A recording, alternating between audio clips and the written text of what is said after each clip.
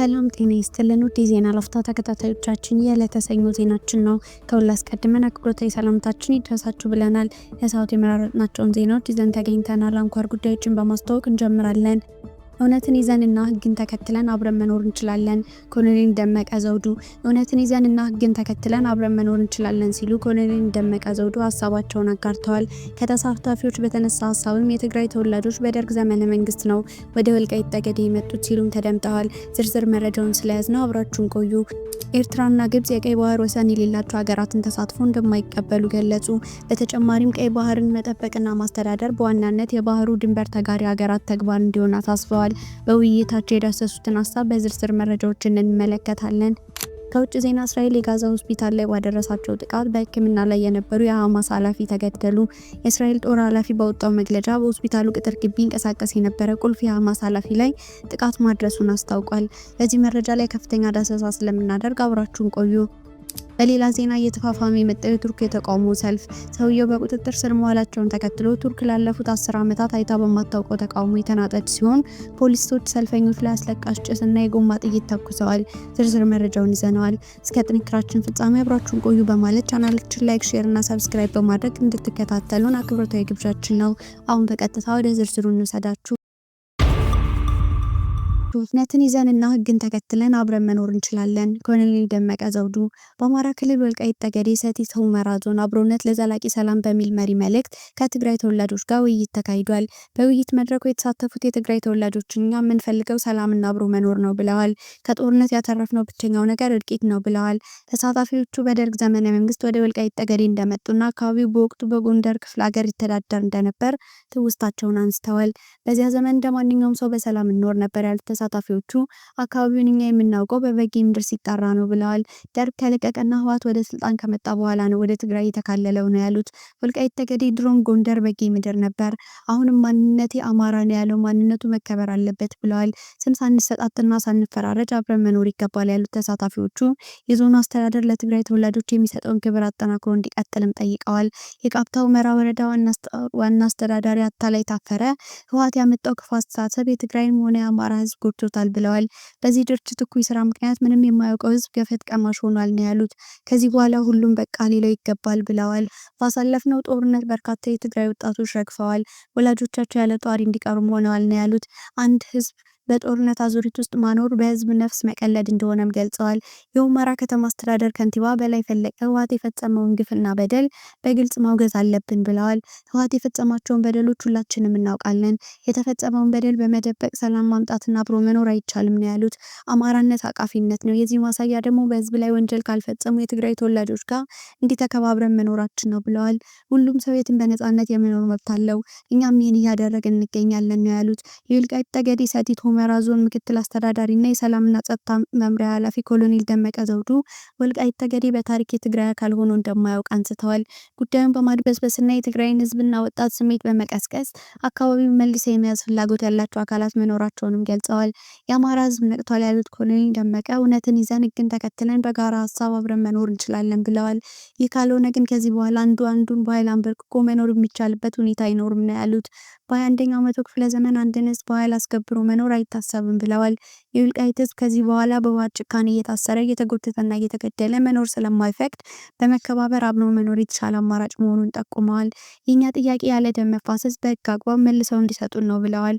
ህወሓትም ለዚህ ሀሳብ ፈቃደኛ የሆኑ እናንተ ነዋሪዎችም እውነትን በመደገፍ የግጭትና የእልቂት ሀሳብን በመቃወም በሰላም አብሮ ለመኖር የበኩላችሁን አስተዋጽኦ ልታበረክቱ ይገባል ነው ያሉት።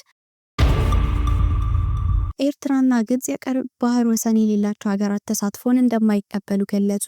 የግብፁ ፕሬዝዳንት አብዱል ፈታህ አልሲሲና የኤርትራ የውጭ ጉዳይ ሚኒስትር ኦስማን ሳላህ የቀይ ባህር ወሰን የሌላቸው ሀገራት ተሳትፎን እንደማይቀበሉ ገለጹ። በተጨማሪም ቀይ ባህርን መጠበቅና ማስተዳደር በዋናነት የባህሩ ድንበር ተጋሪ ሀገራት ተግባር እንዲሆን አሳስበዋል። ሁለቱ ባለስልጣናት ይህን የገለጹት ትናንት መጋቢት 14 ቀን 2017 ዓ.ም በካይሮ በቀጠናዊ መረጋጋት ጉዳይ ለሶማሊያ ድጋፍ በሚያደርጉበት መንገድ ስለ ሱዳን ወቅታዊ ሁኔታና ስለ ቀይ ባህር ደህንነት ዙሪያ በመከሩበት ወቅት መሆኑን የግብጽ መገናኛ ብዙሃን በዘገባቸው አስታውቀዋል። በውይይቱ ወቅትም የግብጽ ውጭ ጉዳይ ሚኒስትር ባድር አብደላቲ ዶክተር እና የሀገሪቱ የደህንነት ሹም ሜጀር ጀነራል ሐሰን ራሻድ መገኘታቸውን ዘገባዎች አመላክተዋል። ኦስማን ሳላህና አልሲሲ ውይይት በዋናነት ያተኮረው በአፍሪካ ቀንድ ዙሪያ ነበር ሲሉ ቃል አቀባያቸው መሐመድ አልሸናዊ ገልጸዋል። ሶማሊያን ለማገዝ ሁለቱ ሀገራት ቁርጠኛ መሆናቸውንም በውይይቱ ተገልጿል ብለዋል። የውጭ ዜና ስናልፍ እስራኤል የጋዛ ሆስፒታል ላይ ባደረሰችው ጥቃት በሕክምና ላይ የነበሩ የሐማስ ኃላፊ ተገደሉ። እስራኤል እሁድ አመሻሹን ጋዛ ውስጥ በሚገኝ ሆስፒታል ላይ ባደረሰችው ጥቃት ነበር የሐማስ አመራርና ረዳታቸው መገደላቸውን ሐማስ ያስታወቀው። በሃናን ዩኒስ ግዛት ናስር ሆስፒታል ላይ በደረሰው ጥቃት የሐማስ የፋይናንስ ኃላፊ የሆኑት ኢስማኤል ባርሁር መገደላቸው ተሰምቷል። ግለሰቡ ከ4 ቀናት በፊት በእስራኤል ጥቃት በደረሰባቸው ጉዳት ምክንያት በሆስፒታሉ ሕክምና እያገኙ እንደነበር የሐማስ ባለስልጣን ተናግረዋል። የእስራኤል ጦር ኃይል ባወጣው መግለጫ በሆስፒታሉ ቅጥር ግቢ ይንቀሳቀስ የነበረ ቁልፍ የሐማስ ላይ ጥቃት ማድረሱን አስታውቋል። ጦር ኃይሉ ከባድ የመረጃ ስብሰባ ከተሰራ በኋላ በፈጸመው ጥቃት ነጥሎ የሚመታ መሳሪያ መጠቀሙን ገልጿል። በሐማስ የሚመራው የጤና ሚኒስቴር እንዳለው በጥቃቱ የህክምና ባለሙያዎችን ጨምሮ ሌሎች በርካታ ሰዎች ጉዳት ደርሶባቸዋል። ሚኒስትሩ አክሎ እንደገለጹትም በጥቃቱ ምክንያት ጉዳት የደረሰበት የሆስፒታሉ ክፍል ሰራተኞች ከአካባቢው ለቀው ወጥተዋል። እስራኤል በተደጋጋሚ ሐማስ ሆስፒታሎችን በመሸሸጊያነት ይጠቀማል፣ እንዲሁም ለጦር መሳሪያ ክምችትና ለህዝብ ማዕከልነት ይጠቀምባቸዋል ስትል ትወቅሳለች። ነገር ግን ይህንን ሀሳብ ወቀሳ ፈጽሞ አይቀበለውም። እስራኤል በኻን ዩኒስ እሁድ በፈጸመችው ጥቃት ሌላኛው የሐማስ አመራር ሳላህ አል-ባርዳዊ መገደላቸውን የሐማስ ኃላፊ ለቢቢሲ ተናግረዋል። የጤና ሚኒስትሩ እንዳለው በኻን ዩኒስና ራፋድ እሁድ ጠዋት በተፈጸመው ጥቃት 30 ሰዎች ተገድለዋል። አመሻሹን ደግሞ ሆስፒታል ጥቃት ተፈጽሞባቸዋል። እስራኤል በጋዛ የምታደርገውን ወታደራዊ ዘመቻ ባለፈው ማክሰኞ ድጋሚ ጀምራለች። ይህም ለ2 ወራት ያህል የቆመውን የተኩስ አቁም ስምምነት እንዲቋረጥ ምክንያት ሆኗል። የቱርክ ፕሬዝዳንት ተቀናቃኛቸውን ማሰራቸውን ተከትሎ የተነሳው ተቃውሞ ተፋፋመ።